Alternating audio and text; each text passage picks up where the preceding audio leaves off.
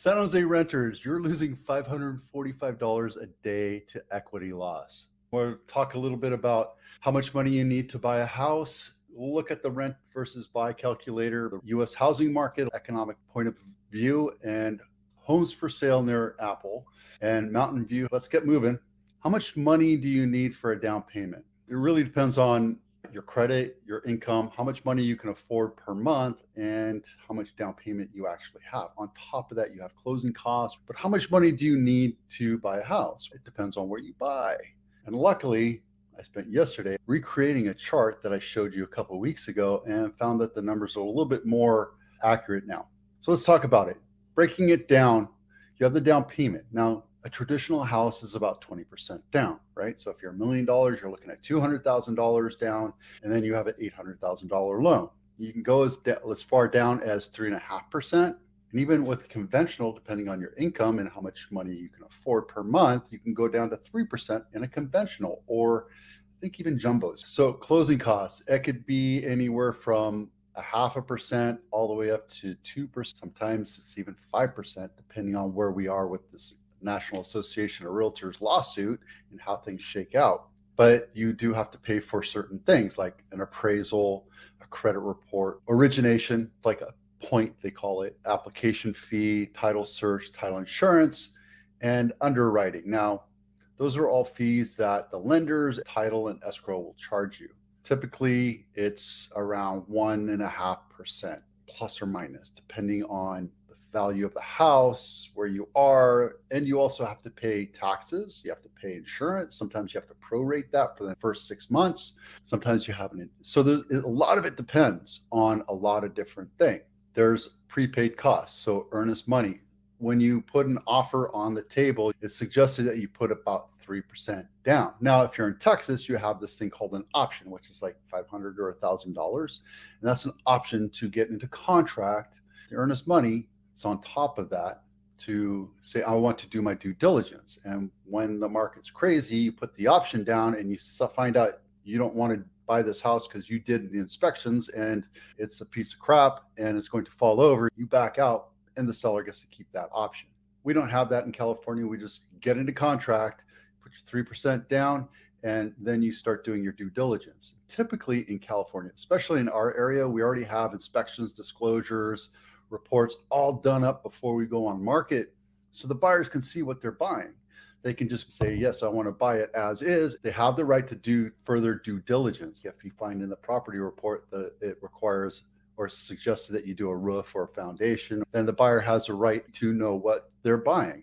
And then if they decide they're going to back out, they have a contingency period to do that. You also have to have something like 6 months of payment, PITI, principal, interest, tax, and insurance, for this. I make this bigger. Cash reserves. Sometimes a bank will ask you to have at least 6 months of cash reserves.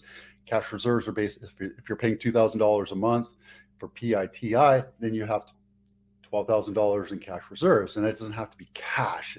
It can be in your 401k, it could be savings, stocks and bonds. That's why on the loan application, they look at all that, because the underwriter will see how you qualify. And yes, you're going to have to pay for moving costs. Now you can get your buddy to borrow their truck or get a trailer, but I always say, get a mover. If you're young, I understand. I moved. Every time I moved, I had buddies and I had pizza and beer waiting for them. But nowadays, I'm a little bit older, a little more established. I'm going to hire a moving company and it's going to cost me thousands of dollars. House payments. So again, $1 million house, you're looking at, I think, $6,000 or $7,000 a month for a monthly payment. You have to know that's going to be sustainable. It has to be sustainable for the next 20, 30 years, or however long you plan on keeping it. How can I get the most affordable house payment? If you have less than 20% down, you're going to have to pay mortgage insurance. That's in case you get laid off and you can't make the payments. That's what your mortgage insurance is for. And then there could be an HOA. Some houses have HOAs. Most condos and townhouses have an HOA, a homeowners association. You have to pay that. And it could be $100 a month, or it could be $1,000 a month, depending on where you are. I have a link to a checklist if you're thinking about buying a house. It's down there below, right? Now, here's what you have to envision. Over the next 10 years, how much value is your house going to go up? And this is median sales price by city within Santa Clara County.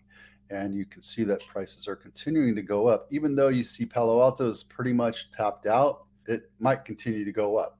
And this one right here, I think it's Los Altos Hills. Yeah, Los Altos Hills has continued to skyrocket because we have multi-mega mansions that are the $32 million houses for sale. And this one is Montecito. If you see, it swung up pretty high because, again, Montecito has some mega mansions. So the value of those homes are going to be more than Los Gatos. So let's take a look at average sales prices. Again, where is it? Los Altos Hills, the top place. That's where you want to be if you're going to be in Santa Clara, right? And then the next one is Montecito. And this is average sales price by counties. I have the same thing over here for the median price, but you'll see that prices are wavering, but they're not. So let's just take a quick look. If you live in Santa Clara County, Campbell, and Santa Clara County over the last 5 years, on the median, you're losing $685 a day. Let me break this out so you can see this a little bit better. So it's the same thing here. The daily gain, if you're a homeowner in Campbell, you're gaining $300 a day. I did the average price over the last years. None of these calculations include this year to date. I calculated the difference between the year before and that year, and I come up with this. There was a net loss per day in Campbell from 20 to 2023. These are just averages. Over the last 5 years, you saw a huge gain. And we saw 2021 and 2022 a major push in upward velocity in Campbell. So if you took all that and averaged it, it is $300 a day. That's how much you lose every day for being a renter in Campbell. Now let's go take a look at San Jose. $545 a day. Even though you lost money from 2022 to we're expecting prices to go up this year too. And it's not going to change for the next 2 or 3 years. Unless we see World War III or there's a major house of cards that fall down. Today, my house gains on average every day $200,000 in equity. That's just the difference between here and here. Well, let's go down to Santa Clara County. I have San Mateo is $500 a day. Santa Clara County is $603. If you give me an address, I can do the same thing for your house, just in your zip code, based on the last 5 years, et cetera. And you can figure out how much your house has gained every year or lost, because we did lose value over 2020. So if you look at 2023, there was a net loss of $15,000 on average. Again, these numbers are just year to date. Once 2024 is done, I will add that to this, and then we can have another number. But Santa Clara County, you're losing $600 a day on the average. That's because it includes Palo Alto, Los Altos, Los Gatos, Cupertino, Mountain View. San Jose is less expensive. So keep in mind where you want to buy. Palo Alto probably is topped out right now. Probably go up, but for the most part, you're going to see it. Now, rent versus buy, that was your calculator. How much money can you afford? It's really right here. And it depends on your income. I have this calculator here on the right side that shows you how much money you have to make in order to buy in a certain county. Now, I just have a couple averages here. This is US, Santa Clara County and San Benito County. Santa Clara County, the average income is $181,000. That's the median income. The median price for a house in Santa Clara County is $1.7 million, which means if you did 20% down, you need dollars. That's 20% down. Or you can go 3% or 3.5%, depending on the house, depending on your income and how much money you can afford. But if you're just doing this scenario on an average or median priced house with your median priced income, monthly PITI, principal, interest, tax, and insurance, not including HOA, is $10,542 or $126,000 a year, which is 70% of your income. Now, qualifying, the underwriter guidelines require that you're at 45% on standard. These are the fees that you're looking at today when you're looking at closing a house. Remember closing costs? These are non-recurring closing costs. That's the point, the origination fee. And there's all these different little fees that you get tacked on from your mortgage broker and the escrow company and title company, et cetera.